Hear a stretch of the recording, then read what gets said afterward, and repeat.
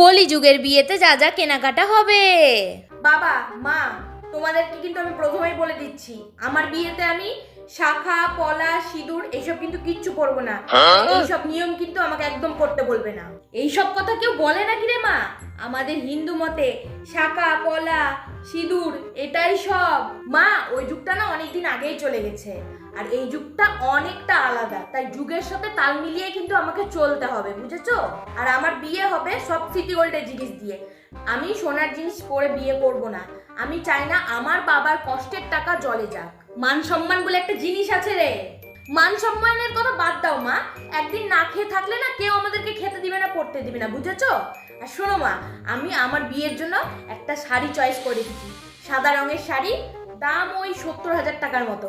খুব পছন্দ হয়েছে আমার শাড়িটা, জানো তো মা? বিয়েতে সাদা রঙের শাড়ি পরতে নেই, লাল হলুদের মধ্যে পরবি। সবকিছু তোর নিয়ম মতো